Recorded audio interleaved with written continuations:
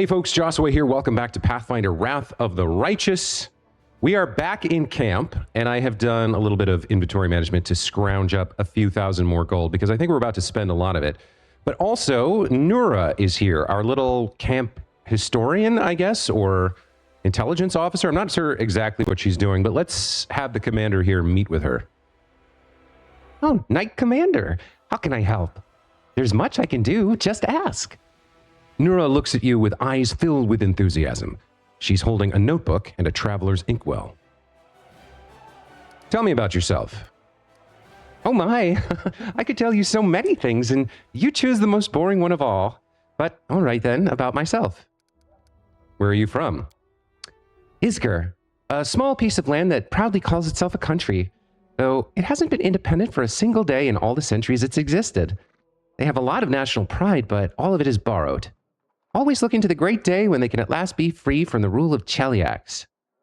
For those not familiar, Cheliax is a infernal Cheliax, which remains one of the most powerful military nations in the Inner Sea region. It controls the Arch of Aroden, the passage between the Inner Sea and the Arcadian Ocean, which gives it a vital role in much of the region's trade. Nevertheless, as important as the nation may be today, it pales in comparison to its former imperial glories. Today, Cheliax suffers from extreme diabolism and tyranny, which prevents it from truly achieving its full potential.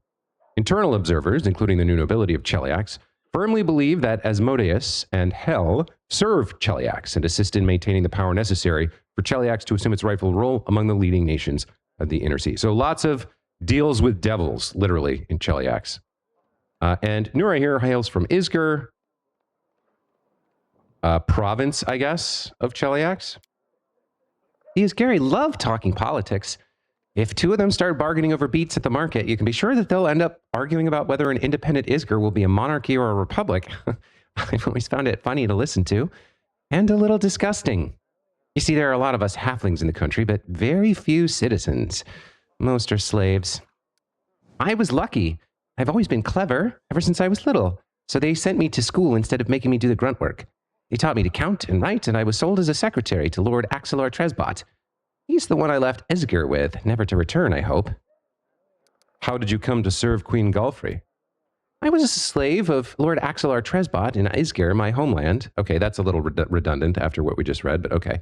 Oh, what a man he was. He towered over his fellows like a rock over a garbage heap. A true hero. He bought me as a simple secretary, but he made me learn the history of the world wound. All of it, one volume after another. He hired tutors for me, even sent me to meet prominent historians. He didn't want a simple slave, but a slave with an impeccable education. Lord Tresbot was going on a crusade. He firmly believed that the servants of the good gods were weak, and only a follower of Asmodeus would stand against the demon invasion. He took me along as a secretary, a historian, and most importantly, he entrusted me with recording his glorious story for future generations. In his crusade, Lord Tresbot performed many brave feats, but even he could not stand against the world wound alone. In his final battle with the demons, when my lord realized he was doomed, his final act was to cover my retreat so that I could tell the world of his great deeds. Some people have said what he did was not heroic, just an arrogant moron puffing himself up one last time. But I say, curse their tongues. My difficult journey ended in Mendev, where I found my freedom. There, I published Lord Tresbot's biography, and, well, I don't want to boast, but who am I kidding? Of course I do. The book sold in great numbers and made me rather famous for a time. That's what brought me to the Queen's attention. She invited me to her court. After all, she was curious about my deceased lord. She was in great need of an expert on the history of the world wound.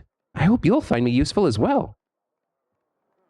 So you're not just a historian, but a writer too. Will you write a book about my crusade? Why not?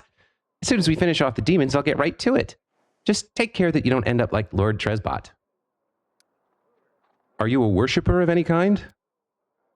She makes a wry face. Well, when I was a slave in Isger, they would beat me with a stick to force me into believing in Asmodeus. They hit me and said it was for my own good. Ever since then, I don't like temples. I realize there are different gods like Desna or Caden, who teach goodness and freedom, but it's just, as soon as I smell frankincense, I see the slave driver's stick. Maybe one day I'll be able to turn to a deity without cringing from a blow for not being reverent enough, but for now, For now, I let others pray for me. Nura's smile trembles and collapses. Nura sounds sincere, but you feel she's holding something back. Interesting. Okay. Thank you for your answers. Tell me the history of the world wound. Let's hear about old Sarkoris. It was an unforgiving country, inhabited by numerous tribes of Kelid barbarians. Imagine Numeria, but without the Metal Mountains or the realm of the Mammoth Lords. But with a milder climate, that's Sarkoris. Country was ruled by priests of forgotten deities and shamans. It's said that even back then, before the world wound, boundary between worlds was especially thin in this region. Since ancient times, Discari has had his claws sunk deep into the minds of the locals. His cults thrived here for many centuries. Aroden tried to stamp them out, but in the end, of course, he passed away. How did the world wound come to be? It happened the year Aroden died. 4606, a little over a century ago. No one knows if the timing was coincidental or if there's some connection with Aroden's death, but I'll tell you what we do know. The priests and shamans who ruled Sarkoris hated arcane magic and all who practiced it. Wizards and sorcerers were driven from the land, or worse. One of their prisons held a witch named Arilu Vorlesh. We know nothing about her besides her name, and of course the atrocity she committed. By some unknown method, she managed to harness the terrible power of the demon lord Discari. Together, they tore open the barrier between worlds, opening a rift to the abyss in the very middle of Sarkoris. The world wound slowly but mercilessly expanded, devouring more and more land, and in a matter of years, Sarkoris was a memory. After a moment of silence, Nura adds softly, Sometimes I think, what did they do to Harilu in that prison? Just imagine she was ready to give herself to the abyss, if only the demons might devour her torturers along with her. To imagine such hatred, it terrifies me. Tell me about the First Crusade. It began in 4622. Yep, took the church and the secular authorities nearly 2 decades and hundreds of thousands of lives before they decided to take action. In the meantime, Sarkoris was only supported by handfuls of volunteers. By the time the crusade began, the demons had already invaded Mendev.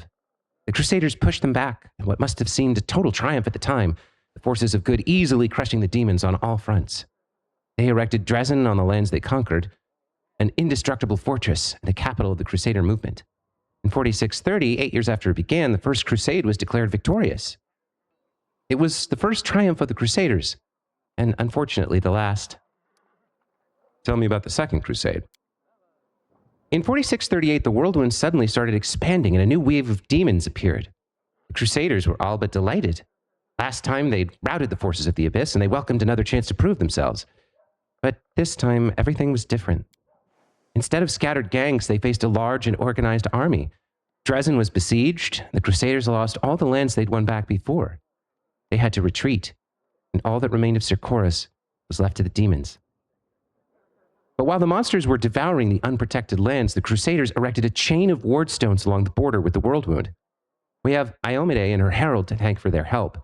It was the Second Crusade's only victory, but it halted the wound's growth. The catastrophe had become a stalemate at the cost of tremendous sacrifice. Next, Third Crusade. About 50 years after the opening of the world wound, Discari found an ally. Baphomet entered the war, a cunning, insidious demon lord who prefers deception to open conquest. He sets his enemies against each other and lures the virtuous onto the path of wickedness. Traitors appeared among the Crusaders, secret agents of his cult. For a time, no one suspected a thing, even as they watched helplessly as the Crusader movement fell to ruin. Where once valor proudly stood, now greed and dumb cruelty reigned, and the outrage was drowned in apathy. In 4665, the church announced a new crusade, hoping to boost morale. They didn't succeed, to put it mildly. Some fought the demons in earnest, and for a time they even dared to hope about retaking Dresden. But the Third Crusade would be remembered as a witch hunt in every sense. Inquisitors hoped to purge any cultists from the ranks of fighters, but instead they got a barrage of denunciations and widespread suspicion and innocent victims. It sometimes happened that two orders would denounce each other as traitors and wipe each other out, much to the demons' delight. Just 3 years later, in 4668, the church put the disgrace to an end. Of all the crusades, that one was the least glorious. and the most recent, the Fourth Crusade.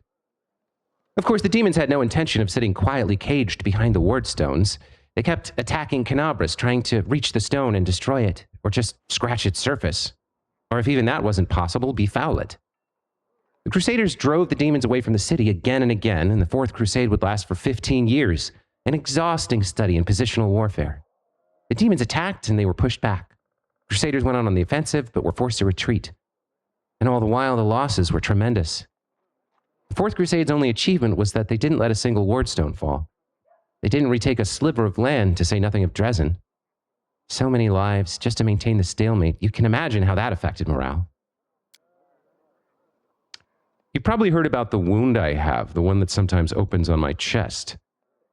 Can you perhaps tell me if it's some kind of demonic curse? Yes, indeed, I have been told of your affliction. Nura appears at the center of your chest. Can you will the wound to open? No? That's a shame. What can you tell me about it? Well, it's difficult to say. I know of blades that leave never-healing cuts, of poisons that stop wounds from healing. I've heard of witches' curses that are rewarded with eternal wounds. But wounds that seem to reopen and heal over and over. Perhaps you know of other cases like this. Let me see. In 4671, a Mendevian army corporal had all his bones and cartilage turned to glass. In 4700, a scribe in Canabras had all her skin simply come away like she'd been boiled. And in 4638... Oh, you don't happen to have insects crawling all over you? Locusts, no? Rats, perhaps? Too bad. Nora looks at you with genuine regret. Do you think it's dangerous? Oh, it most likely is dangerous, but you're under the protection of Iomade, Commander. She granted you mythic power, as they say.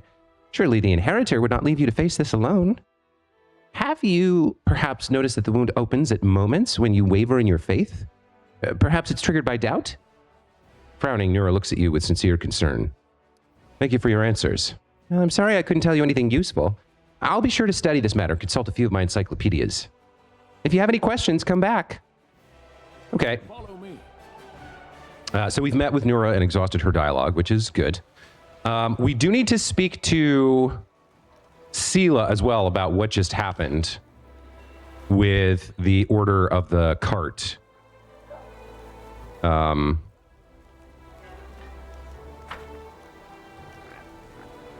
Her friends all kind of revealed a bunch of pretty serious problems, and we need to check in with her about it. Where is she? Here she is.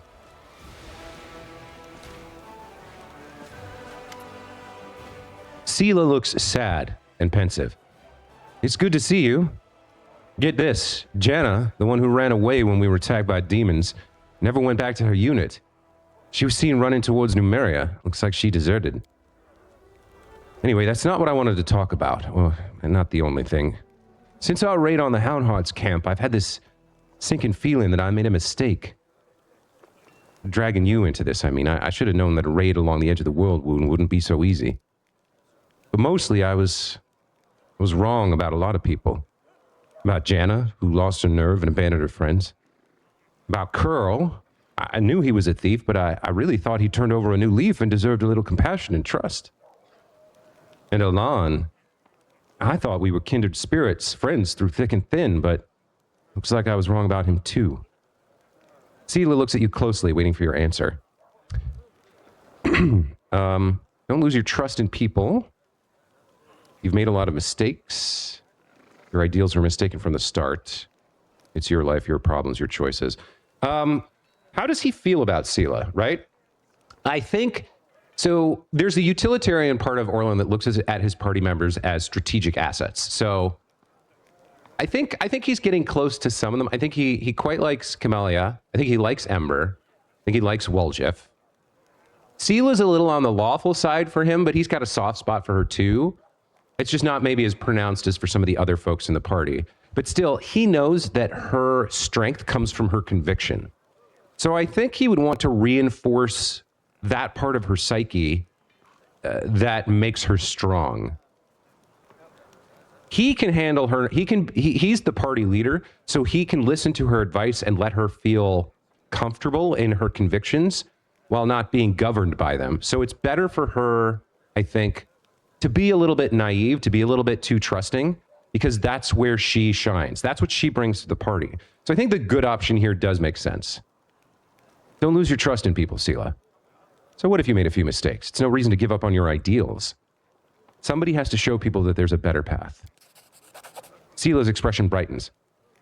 Thank you, my friend. I needed that support. Thanks for listening to my grumbling and for helping me get to the bottom of this. I'm not going to leave things as they stand. If I get the chance, I'll track down Jenna and see if I can talk some sense into her and find out why Curl did what he did. I can't stop thinking about what Orlan told me in the end. I really have become more powerful than paladins who are far more experienced and selfless than me. There's something not right about it. A servant of Iomedes should gain their powers through dedicated personal effort. It's the only way to make sure they'll use the power for good. Our journey so far, it's all wrong, and it means I need to be 3 times as hard on myself now. Okay. A little bit more experience there. We're well on our way towards level 7 already. Now, I need to go find Irabeth. Where is she right now? Over here. Okay.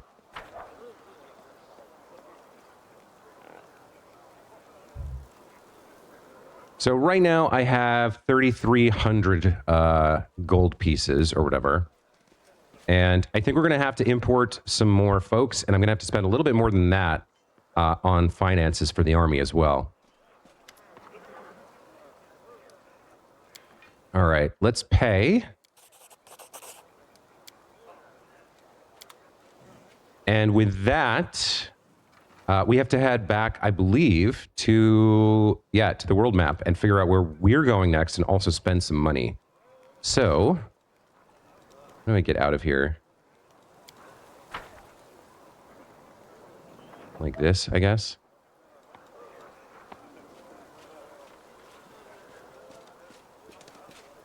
Do I need a rest before we head out? No. I think we're full. Okay. So we got Ember. Looks good.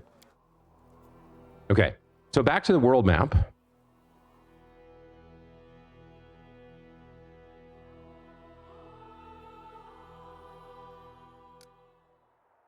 All right, so it's the 25th, which means I believe we have until tomorrow. I believe tomorrow our morale, our banner of victories, continues pushing our morale up. That's the 4th day. And we can earn a little bit more coin here. So we're at almost 2,000. What's it going to cost me to buy 2,000 more?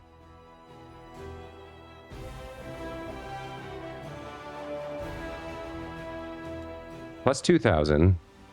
It's going to cost me half of my remaining finances here to get another general going. 10,000 of 25. But what else am I buying, right? I'm not buying consumables. Somewhere around here, there's going to be some kind of incredible piece of gear that I want. But I think I need to do this. Okay, that gives me 4,000 to work with, and we recruited our soldiers, right? So let's... Oh, hold on. Stats... Morale average. All right. Let's get back to the army here. Oh, I got a full army. Okay. Okay. Hold on. So this was the reinforcement that I paid 7.5 grand for. We have 100 footmen, 50 archers, and 20 clerics. And if I go to recruit, we still have these issues. Okay.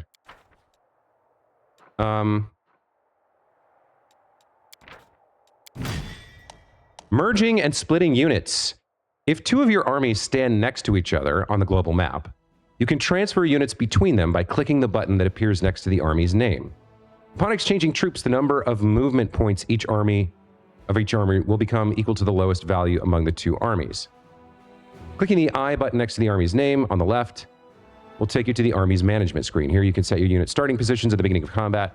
You can split your units by holding Control or Shift and moving the unit to a different slot. You can also create a new army here by clicking the button on the right. Okay, so I can shift things around. I don't want Crusader Army 3. Where is Crusader Army 1?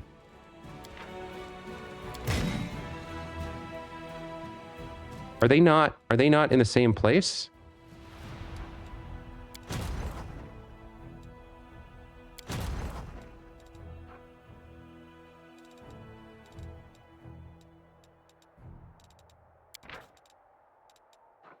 Split, recruit.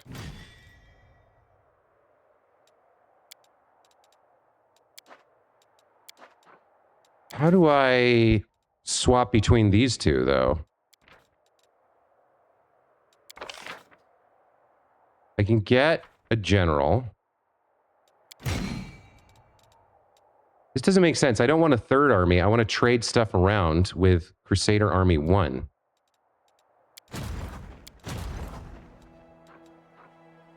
Is it like this? There we go. Okay. There. So now we've got 80 archers. I think we want a different general, though. And maybe... So here... So I can't split these guys into 2 units of 40 because I already have my max army size. But like I can have... I could move you over here, and then I could recruit another group of archers. And with the clerics... Yeah, okay. So we got 80 archers here, and then... Yeah. So we still have to wait for these to refill before we can recruit more. But this isn't a bad army, especially if I get a general with some sort of ranged attack here. We have this demon army as the 2 flies, right? And they're not that strong. There's a way to see... Hold on. Yeah, they've got 2 groups of... We got 20 flies and 30 flies. This guy can do some work. This guy can heal them up, I guess. Or how does this work? Spellcasting unit. Smite evil. Unit has a bonus to attack damage and AC equal to its charisma against evil units. Okay. Lay on hands others. Lay on hands self. Okay. So I think if we get these guys a decent general... Apparently I could assign this guy here from the other army, but let's recruit a new general. That's what I spent all that money for. What do we have? Okay. Sir Tector Silverhill. Master of Maneuver. Increases the maximum size of the army. So I could split my 80 archers into 2 units for action economy. That's kind of nice. All allied units gain a +3 bonus to AC and receive a -2 penalty to attack. I'm not sure I love that. All infantry, ranged, or cavalry units receive a bonus to attack and saving throws for 3 rounds. This ability is a stratagem. I kind of like both of those, but I don't like defensive formation. We got defensive training, we got attack formation, dispersal of forces. I think spellcraft is probably. I probably need an active thing here, right? So cover's not what I'm looking for. I'm looking for like some kind of other spell. Yeah, the +1 is great. She's got +1 and hunt, which the other general has. What is flare? All units in a 3x3 area become confused for 1 round. Yeah, I don't love this group. But it seems like I roll a different group of generals every time I open this up. Yeah, here we go. Okay. So these guys, I think, are what I'm looking for. Something like Scorching Ray. Tector Silver here is still here. So is Iron Bregwall. So these are... I have the option of like recruiting one of these 2, I guess, spellcaster types. She's got Spellcraft 1, so she gets more power on Scorching Ray. So deals fire damage to the target unit. So this would help us take out one of the groups. And then we have Elemental Protection, which doesn't matter against the giant flies. But like Spellcraft and Scorching Ray together is a nice bonus. I just don't like her Elemental Protection. Although these generals are gonna grow over time, and so we'll see more stuff happen. But like if I need her to be doing like attacks for units that I'm not great at, then this power plus Scorching Ray is pretty good.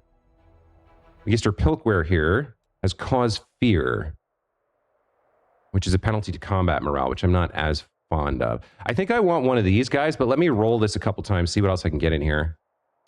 There's no reroll button here. Setsuna Shy, Master of Maneuver, I like that. Scorching Ray, I like that. And then Elemental Protection. So I do like the idea that I can have an additional unit quite a bit. Action Economy is very powerful, and he's got a Scorching Ray. And some of these guys are coming back, so I don't know how many we have. He's got Stone Throw, Physical Damage, Offensive Training. This guy's not bad either. But I think this combo is great, and maybe we'll grow into this Elemental Protection. Oh, it's only caster units in the army. So does that apply to clerics? I think it does, right? All right, well, I really kind of want both of these, and I don't know that we're going to see another person who has them both, so let me grab this guy. Okay. Now, after that, since I now have an additional slot, I can split these guys. I could also recruit the remaining 14 of these guys here, right? Another 14 for 350. Okay, that puts this group at 94. And then, would I rather split the infantry or...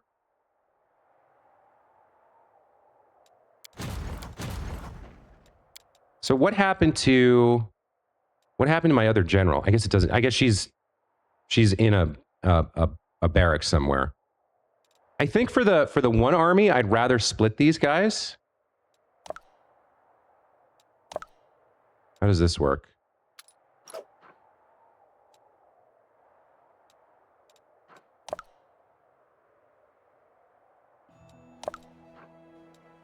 Hold on. So I held control and clicked it, and one of them split off.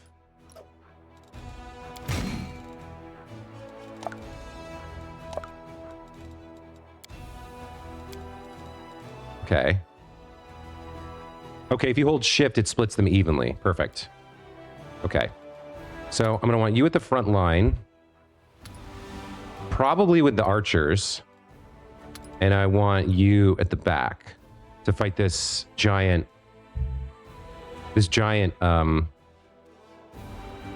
fly army. I feel like that's okay, right? So we're using Master Maneuver. We can use Scorching Ray. These guys would have, yeah, they would have whatever they would have. All right. Can I rename this? Yeah. Setsuna Shy's army. So these guys are ranged. The Shy snipers. Sure, why not? Let's send the Shy snipers out. Let's see where we can get them. So my other general is just faffing around somewhere. I think I removed that other army. But if I go like this, and let's say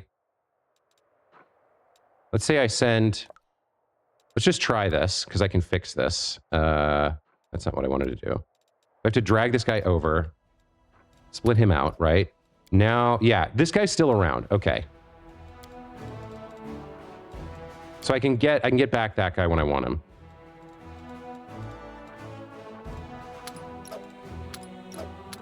All right, let's give this a try. I think just because I can't afford to do this again, I'm going to save here. Army testing, and see if this works the way I think it does. All right.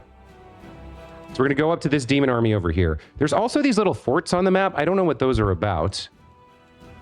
This army has...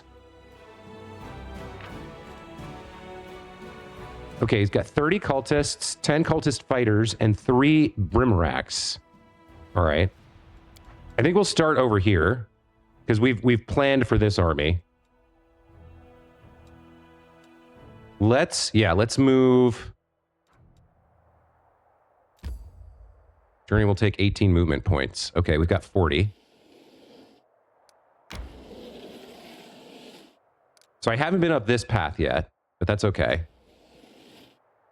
I've got 2 movement left, so it's going to have to be tomorrow that we fight.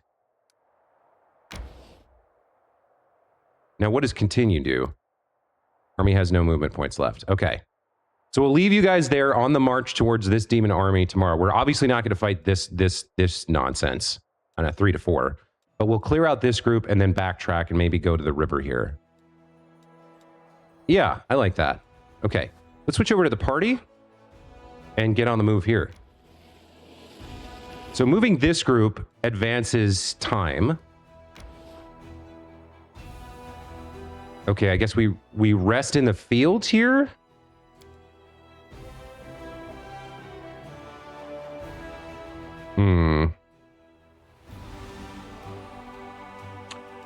I don't think I care about scroll scribing.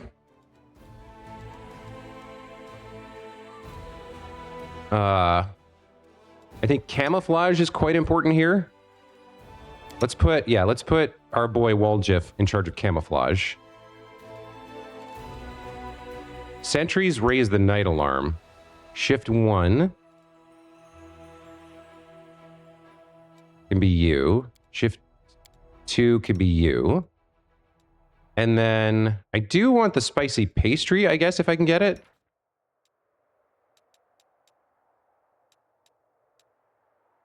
So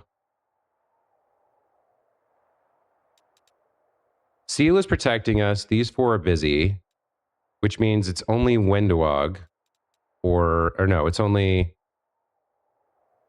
you or you. You have a +1 at least.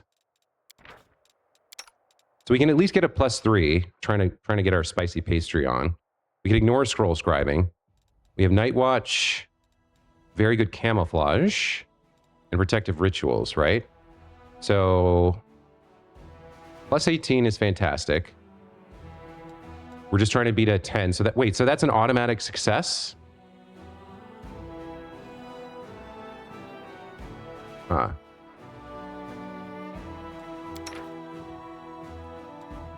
She's got a +10. We could get a +2 here.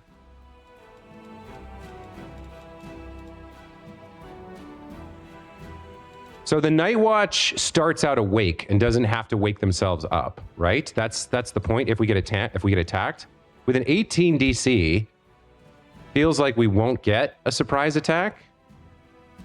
I don't worry so much about protective charms.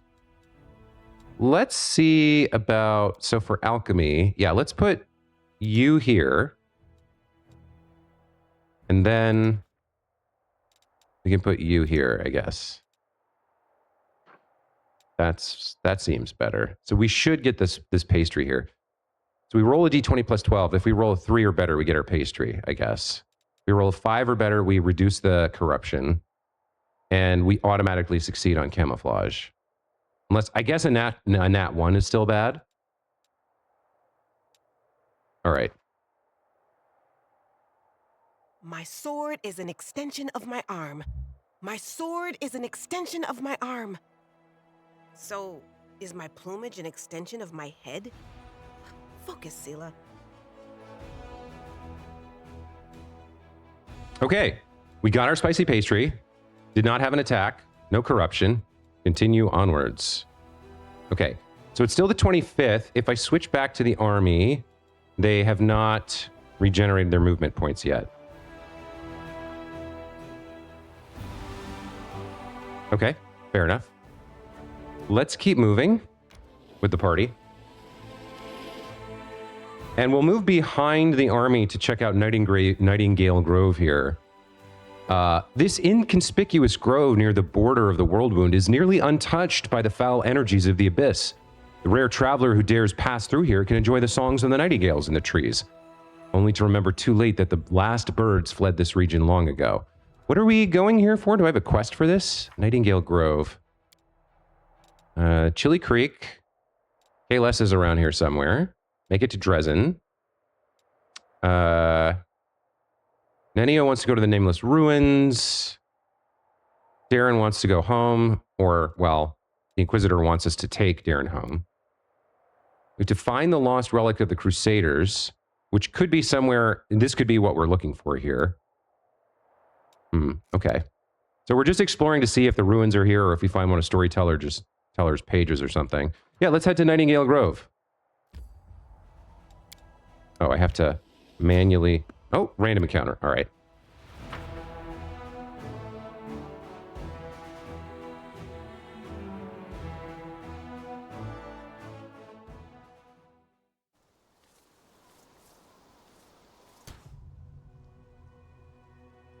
Okay, looks like it's not necessarily a combat encounter. Let's buff up anyway. Is everybody mounted? No. Let's mount up. We will win this war. Okay. Let's sneak forward and see what we find. Let us be off. Velm and Asti. Okay, these guys, and Tran. These guys don't seem hostile, so let's go meet them. Through the mist, you spot the flickering flames of a campfire. 3 figures wrapped in crusader cloaks are huddled next to it. A stout, smiling dwarf, a brash, dark-haired halfling, and a delicate-looking woman who appears to be very young. The crackling campfire is driving away the bleak fog and promising warmth and rest for tired legs. Noticing you, the halfling's hand jerks towards his weapon, but then he relaxes. Hey, it's the commander himself. Don't just stand there, have a seat by the fire. It's a bit damp today, you might as well dry off at least. In an amicable gesture, he passes you a large mug that smells of freshly brewed tea. Okay, so we got some skill checks here. You're plus 15 to perception, plus 11 to knowledge of the world. I'm not sure if we get to make both of these checks here, but let's at least look around to make sure the place is safe. The location for the camp is chosen wisely. It's safe and quiet here. No tracks in sight, the air is calm. But an odd feeling of wrongness lances through you like a sting from an angry wasp. Something isn't right. Illusion magic? Perhaps these 3 are not what they seem. Windowog sniffs loudly, stares at the 3 crusaders suspiciously. They look awfully laid back to me, and they've made themselves a little too comfortable out here. There's a reek about this whole setup. All right, so this is a very high DC. We need to roll a 13 or better. But let's ask, who are you? We failed the check. Velm, which I guess is this halfling. Frontline scouting party. Our senior sent us ahead to look for ambushes. We've been walking all day, so we're making a bivouac. Go ahead, help yourself to some tea. It's an honor for us to be sharing a campfire with the commander. The dusty boots, the patched cloaks, and the mess kits lying next to the campfire all mark these 3 as seasoned scouts. A broad smile blossoms on Sela's face. I never thought we'd run into such jovial company out here. I don't suppose you guys have anything stronger than tea in your canteens. Catching the halfling's conspiratorial look, she smiles even brighter. Rubbing his hands excitedly, Woljif casts a hopeful look at the mug of tea, then at you. Chief, just so you know, walking away from campfires where folks give you free food is a sin in the eyes of the gods. What are your names? Proudly lifting his chin, which bears a white scar, the halfling says, I'm Sergeant Velm, leader of this gang of daredevils. You can tell by Velm's appearance that he's a fighter. He sports a nose that's been broken more than once, well-fitted gear, a gutsy spark in his eyes, all the hallmarks of a feisty, courageous warrior. The name, he calls them devils. The dwarf grunts and grins.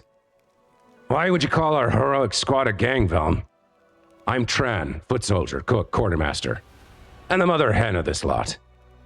The one who sets up the tent for Asti, given that she doesn't even have a muscle to drive a stake into the ground. With a smirk, Tran glances at the woman, who immediately turns red in the face. The sweet and terribly young cleric opens her mouth to say something, but shuts it immediately and blushes even more. Finally, she mutters sheepishly, I'm Asti. Pleased to, I mean, at your service, Commander.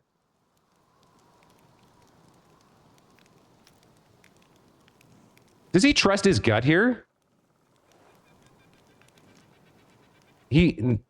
Everything looks right. They're in character, but something's off. He feels it. Let's keep probing them. Aren't you scared, camped out here in enemy territory? The dwarf gives you a disapproving sidelong glance. You wound me, Commander. I've walked many roads. I know a good spot for a camp when I see one. Even if a whole column of cultists marched by, they wouldn't think of checking this place. In the meantime, we would watch quietly and count every last one. Thoroughly embarrassed, Asti adopts a serious tone and comments in Tran's direction. Even you're boasting. Her two comrades greet her remark with a burst of laughter. Something... Okay, so...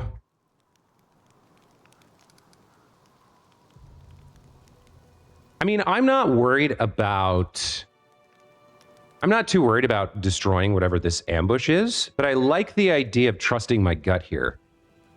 I'd feel bad killing them if it turned out that what I was sensing wasn't them per se. I think that's what's making me hesitate. The idea that if I'm wrong, I'm killing 3 very good scouts. They're very convincing, right? But is this a very convincing deception hiding the truth, or is there something else going on? If we sit and drink the tea, presumably we get like poisoned or something. I could just leave, but no. I'm the commander. If I'm the one who senses that something's wrong, I'm the one who has to deal with it.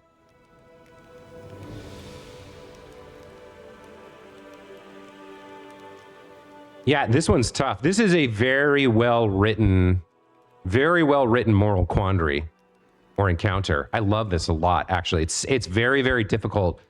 Like if there's an obvious skill check where they're like, they are demons, you can attack them. That's one thing. But when it's like there's just a hint, there's something, but you don't know, it's tough to make the call, right? He's all about freedom and chaos. He tries to be, I think he's a good person, but I think ultimately, I think he smells a deception here, like an illusion or a lie. And I think, is he a little impulsive? Yes, I think he is. I think he's the person who'd rather live with the mistake of accidentally hurting them than letting... I think his pride is involved too. He doesn't want to let the demons get the drop on him, if that's what this is. So, something's not right. Attack! Smirking brazenly, the halfling licks his lips with a surprisingly long, pustule-covered red tongue. Ha! Would you look at that, he didn't buy it. Enough of this masquerade then, everyone. No more games. The figures by the fire ripple and transform. 3 gray-haired and dark-skinned elves watch you with mocking sneers. Their twisted, grimacing faces look demonic. From the haze, more previously unseen shadows materialize. They're all just as loathsome and unsettling. The campfire emits a sickly, sweet, intoxicating smell, and in the squat kettle you see some slimy mushrooms swimming in a disgusting, boiling slurry. What was the point of this charade? Lady Anamora desires your head, and will gladly deliver it. The elf, whose voice as Tran was so convincing, lets out a repulsive snicker. You monsters! Sela looks at those who appeared to be trusted allies a moment ago with open disgust. How did I not see you for what you are right from the start? Dumb paladin! You really think your ability to sense evil can't be fooled? Lady Anamora taught us long ago how to trick the likes of you. Ways to conceal the evil in one's heart are not a recent invention. Your Anamora deserves no credit for devising them. You think I'm at your mercy? We'll see who the real prey is. I love it when the prey tries to fight back. Save the last one for me. Okay. So no surprise round, but... That's a fast crossbow. It's Camellia twice, dealing 17 damage. Good thing we were buffed up at the start. Looks like Orlan is next. Who and what are we dealing with here? We got a Drow Magus, level 3 Eldritch Archer. Same back here. So what do these guys have going on? Spell combat? Spell Strike. Okay. +9, 50-foot range. They've got a decent attack here. 16 AC, low will and fortitude saves, high reflex. They've got an arcane weapon enhancement with range. Spell combat, point blank shot, spell strike. Rest of this seems pretty straightforward. They've got a snowball. Okay. They're not big threats. Then we got Velm, a knife master, who's got precise strike and bewildering injury. I'm guessing he's probably got some sneak attack as well. Yeah, he's going to have sneak attack. Okay, so he's a big damage threat if he can hit. 11 AC while he's flat-footed, which I like. Then we've got Asti here. She's the fighter. Immune to sleep. And rapid shot, deadly aim. Yeah, she's got high accuracy as a fighter. And then who's this? Tran. This guy's another fighter. He's got a rapier. Crane style, fighting defensively. Okay. So these two are high damage targets. High damage threats, rather. Interestingly enough, this one has the highest AC. So I think going after him while he's flat-footed with Orlan is probably the play. He's got 36 hit points. I think a full round of attacks. I don't think we need the trip here. I think a full round of attacks should take him out. Let's see it. Strike with all your might. Yeah, okay. So we killed Tran. And that's all we did with Orlan's turn, but that's fine. Looks like the entire rest of our party gets to go first, except for Velm here, so we should try and take him out. Oh, no, I missed something. Who is this? Oh, there's like somebody invisible or something around here? All right, Velm. This is a swift action to smite. I don't know that we need it on Velm here. While he's flat-footed, 26 hit points is not a lot. I might smite Asti here. Let's go for Velm first. The inheritor, guide my blade. Okay, that takes him out. And then we've got these three. We did swing on Asti, so she is engaged for sneak attack purposes. So I don't think we need the smite on her. I think I'll save it for now. Ember should put one of these archers to sleep, I think. With a slumber hex. What is this target? Mind affecting compulsion sleep hex will negates. They are immune to sleep, however, as elves. So that's not going to happen. What else can we do with her? We could try a hold person. We could put a misfortune on to give them disadvantage on their shots. Misfortune's not bad. Will save negates. Their will is low. I don't know where this crossbowman is.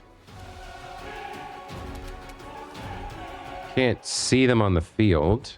Oh, up here? Oh yeah, that's going to be hard to deal with. And you're next to act? All right, let's see if we can give you misfortune. Or do I want to try hold person here? DC 17, DC 18 on the hex. If we land misfortune first, she probably doesn't do as much damage and we're more likely to get hold person next turn. Now, what about, I can't remember, did we pick up Cackle for Ember or was that, no, we got the evil eye, right? Yeah, we picked up evil eye for her, so I don't have Cackle yet, which means I only get one turn here.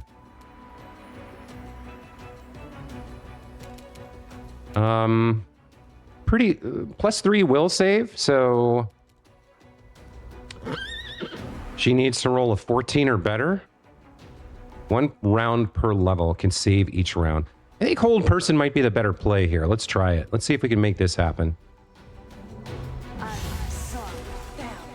God damn it. I cannot get somebody to fail a save against any of these fucking control spells.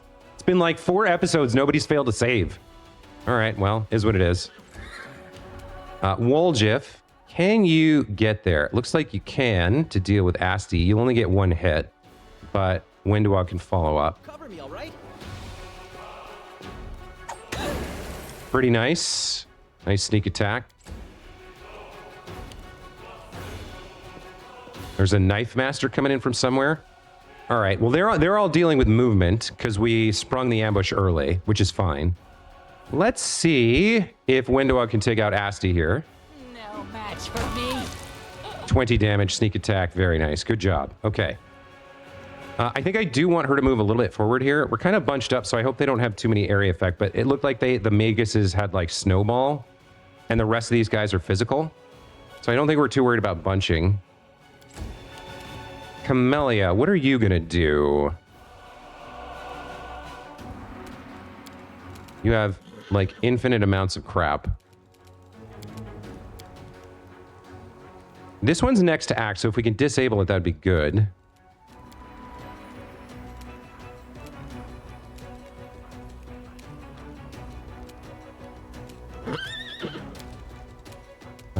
She does have 1 hold person prepared. Her DC is lower than Ember, though. I want to try it. I want to see somebody... I want to see this spell land on somebody. She saves again, rolling 10 versus 10. God damn it. Why can I not get any of these spells to land? I took away her potion. Or I already used her potion. You know what? Okay, so we're going to end up using one of these anyway. So I'll use one now. +4, we'll take it. Okay. Who are you going to shoot? Missed Windwog. Twice. 3 shots? Jesus, okay. You're using arcane weapon enhancement. You missed twice. Yes. At least they're missing as well. Holy mackerel, everybody's missing everything. What's Windwog's AC at? Are these guys just too low level? Somebody dealt 4 damage to Woljif. Windwog's AC is 21. Woljif's is 19. Wow, they just did not roll that well, huh? Let's use our mobility to go deal with... Well, I guess we'll deal with you. We can do it. Okay, they got exploded. Love to see that. Sela. Yeah, come on back and start working on this Magus. Take you! Obliterated. Love it. You. Please, please, please have this work. 5 versus 12. Finally. Good lord. That was ridiculous. So now her AC is 6. Okay. Wow. Three spell slots to get this bitch held or paralyzed. What are you gonna do? Nobody's engaged, so you're not getting sneak attack. I can't get a full round of attack, so it might be a spell here? What do we have? Burning Hands, Color Spray, Grease, Magic Missile. Burning Hands is kind of interesting. Is that hitting both of these guys? Let me creep forward here and take a look at this. Yeah, that hits both of them. All right, try it. Let's see it. 7. And okay, I guess I didn't realize they have what, evasion? Why not both?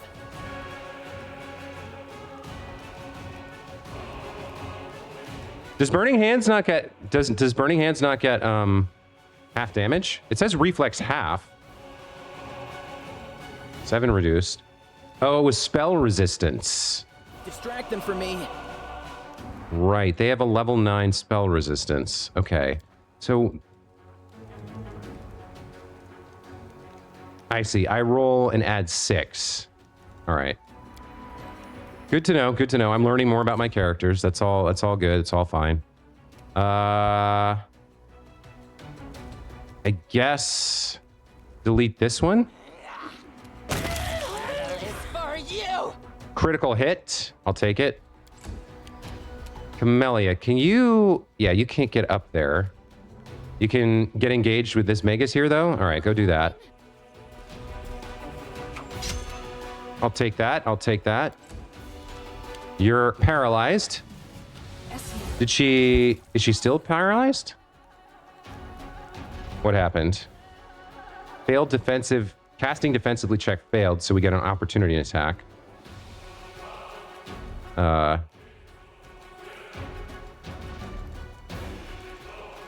It doesn't show if she made her save again, but it looks like she's still paralyzed, which I like. Yes, let's have you go deal with this. Oh, there was somebody else there. We will be victorious. Okay, we've procced another combat here. Apparently, we surprised her.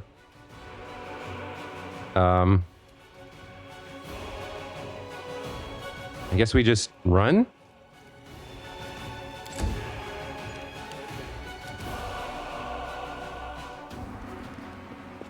Okay. Yep, just move everybody. That's fine.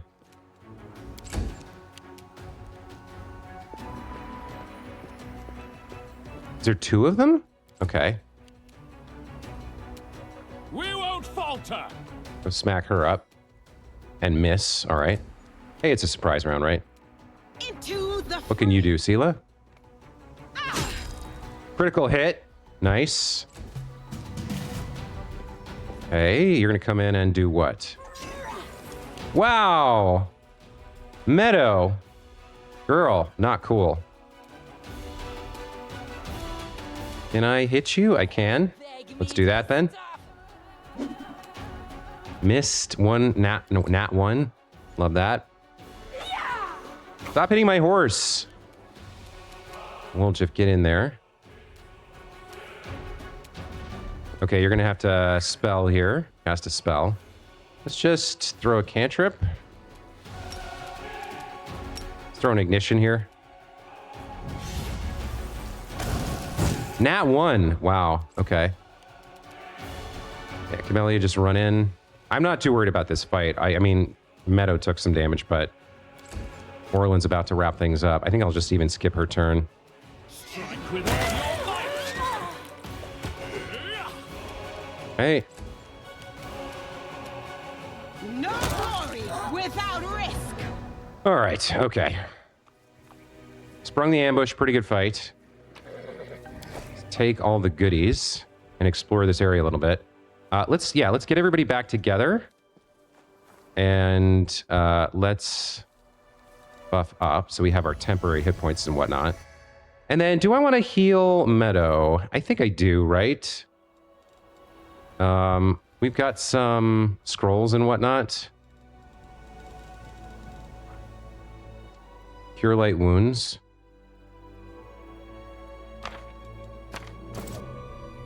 No reason to pause. Let's do that. Cure light wounds on Meadow. Yes. Is there a way to not have to... So if anybody's watching and knows a way to like have the stack be here or not have to go into my inventory every time,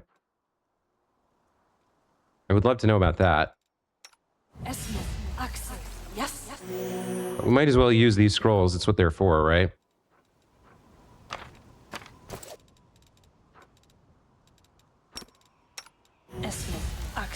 Yes. Heal the poor girl up. What she's at? 43 of 45? Okay, fine. All right, so everybody's back together. We've sprung the ambush. Let's go pick up all their goodies. Ooh, the Magus had a quiver of cold iron ammunition and masterwork composite longbow with temporary enhancement +1. Oh, that's why it's magic. Yeah, they enchanted their stuff, but that's all going to fade. What else do they have? Some other stuff. Okay. So I wonder if these... They must have... So they either, like, built a bunch of maps for random encounters, or... Yeah, these probably aren't randomly generated. They're probably not procedural. Let's move. They are probably curated maps. And each map can probably have like a different set of random encounters on it. What's that? Oh, found a little something. That's why we do the go round. Perception checks every which way. Follow me. But it looks like that's the whole event. And it looks like it worked quite well. I don't think I saved at the start, so I don't know if I'm going to be able to recreate this event in order to get myself a... Was there like an autosave? Yes, wilderness encounter. Okay, so I can get a screenshot from that. All right, that's pretty cool. I guess we continue on our way, right?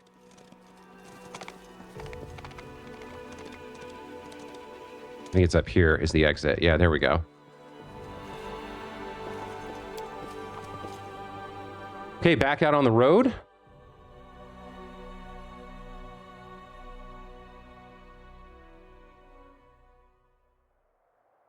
That was I really, really liked that random encounter because there was no obvious, it wasn't obvious. You had to take a gamble and trust your gut and see if it paid off. And in this case, it did. So I'm I really liked how difficult that choice was. A lot. Okay, so next time we'll head into Nightingale Grove and explore. We'll see what that's all about. Did we get our movement back? Yes, we did get our movement back, so we'll also fight this demon army. Seems like a good place to take a break. As always, guys, thank you so much for watching. Hope you're enjoying the playthrough. We'll see you in the next one. Take care. Bye.